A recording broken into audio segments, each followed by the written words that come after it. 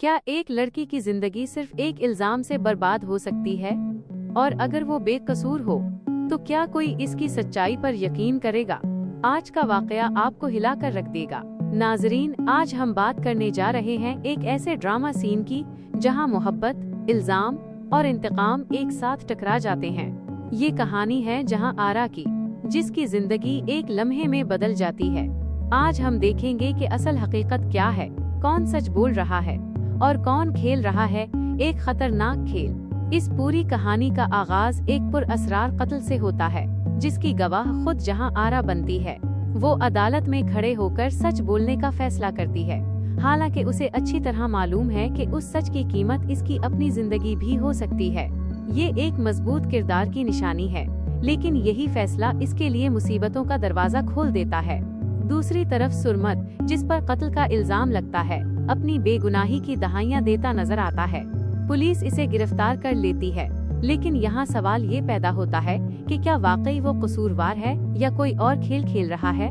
Drama यहाँ एक दिलचस्प मोड़ लेता है, जहाँ हकीकत और झूठ के दरमियान हद धुंधली होने लगती है। कहानी में एक और खतरनाक पहलू तब सामने आता है जब एक ताकतवर किरदार, जो सुरमत का चचा है, अपने जाती इंतकाम के लिए एक नया खेल शुरू करता है। वो जहां आरा को एक हथियार के तौर पर इस्तेमाल करना चाहता है, इसके मुकालमे साफ जाहिर करते हैं कि वो न सिर्फ ज़हनी तौर पर चालाक है, बल्कि जज्बाती तौर पर भी बेरहम है। वो दूसरों को अपने मकसद के लिए इस्तेमाल करने में जरा भी हिचकिचाहट महसूस नहीं करता। इधर जहां आरा की जाती जिंदगी भी इंतशार का शिकार हो जाती है।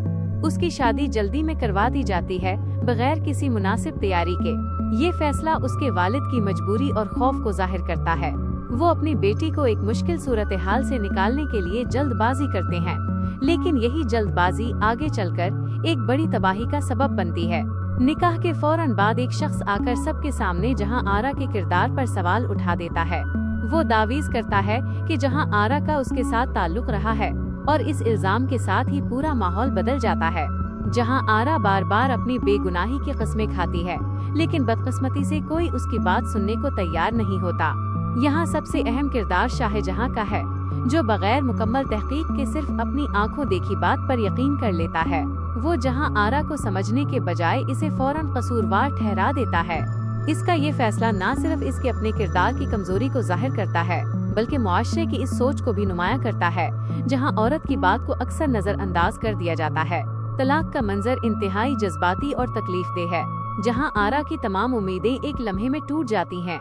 वो चीख चीख कर अपनी सफाई देती है, लेकिन उसकी आवाज कोई नहीं सुनता। ये सीन इस हकीकत को उजागर करता है कि बाज़ औक़ात सच बोलने के बावजूद इंसान को इंसाफ नहीं मिलता।